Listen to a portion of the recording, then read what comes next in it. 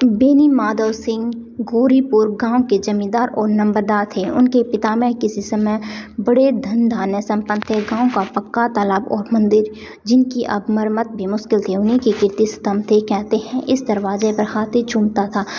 अब उसकी जगह एक बूढ़ी भैंस थी, जिसके शरीर में अस्थि पंजर के सिवा और कुछ न शेष न रहा था। पर दूध शायद बहुत तेज थी, क्योंकि एक न एक आदमी हांडी लिए उसके सिर पर सवार ही रहता था। बेनी माधव सिंह अपनी आधी से अधिक संपत्ति वकीलों को भेंट कर चुके थे। उनकी वर्तमान आय 1000 रुपये वार्षिक से अधिक न थी। ठाकुर साहब के 2 बेटे थे। बेटे का नाम श्रीकंठ सिंह था। उसने बहुत दिनों के प्रेषण और उद्योग के बाद BA की डिग्री प्राप्त की थी। अब एक दफ्तर में नौकर था। छोटा लड़का लाल बिहारी सिंह तो हरित बदन का सजीला जवान था। भरा हुआ मुखड़ा, चौड़ी छाती, भैंस का 2 सेर ताज़ा दूध वह उठकर सवेरे पी जाता था। श्रीकंठ सिंह की दशा बिल्कुल विपरीत थी।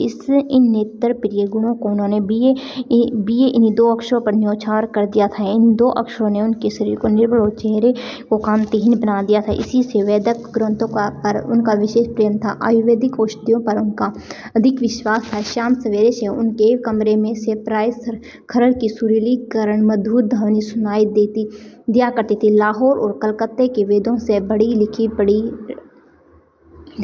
लिखा पढ़ा करती रहती थी। श्रीकंठ इस अंग्रेजी डिग्री के अधिपति होने पर भी अंग्रेजी सामाजिक प्रथाओं के विशेष प्रेमी न थे, बल्कि वह बहुधा बड़े जोर से उसकी निंदा और तिरस्कार किया करते थे।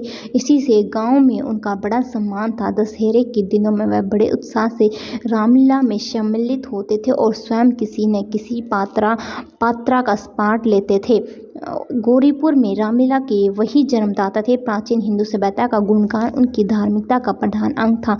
सम्मिलित कुटुंब के तो वह एकमात्र उपासक थे। आजकल स्त्रियों को कुटुंब में मिलजुल कर रहने की जो अरुचि होती है, उसे वह जाति और देश दोनों के लिए हानिकारक समझते थे। यही कारण था कि गाँव की ललनाएं उनकी निंदक थी। कोई तो उन्हें अपना शत्रु समझने में भी संकोच न करती थी। स्वयं की पत्नी को भी इस विषय में उनसे विरोध था। यह इसलिए नहीं कि उसे अपने सास-ससुर या जेठानी से घृणा थी, बल्कि उसका विचार था कि यदि बहुत कुछ सहने और तरह देने पर भी परिवार के साथ निर्वाह न हो सके, तो आए दिन की कलह से जीवन को नष्ट करने की अपेक्षा यही उत्तम है कि अपनी खिचड़ी अलग पकाई जाए।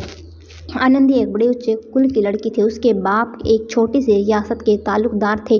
विशाल भवन, एक हाथी, 3 कुत्ते, बाज, बहरी, सिकरे, झाड़, फानूस, ऑनरेरी मजिस्ट्री और ऋण, जो एक प्रतिष्ठित तालुकदार के भोग पदार्थ हैं, सभी यहाँ विद्यमान थे। नाम था भूप सिंह। बड़े उदारचित्त और प्रतिभाशाली पुरुष थे, पर यह दुर्भाग्य से लड़का एक भी न था। 7 लड़कियां हुई और देवयोग से अब से सब की सब जीवित रही।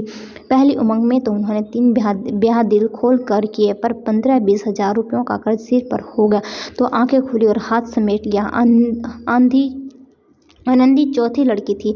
वह अपने सब बहनों से अधिक रूपवती और गुणवती थी। इससे ठाकुर भूप सिंह उसे बहुत प्यार करते थे। सुंदर संतान को कदाचित उसके माता पिता भी अधिक चाहते हैं। ठाकुर साहब बड़े धर्म संकट में थे कि इसका विवाह कहाँ करें।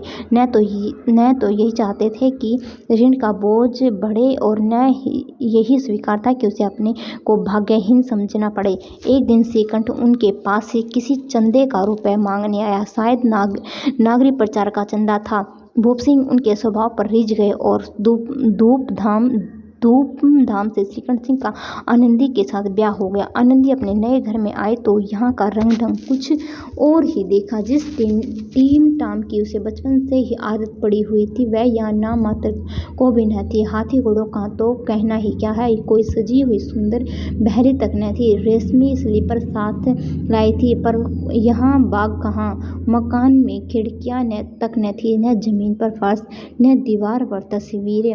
यह एक सीधा साधा देहाती गृहस्थ का मकान था।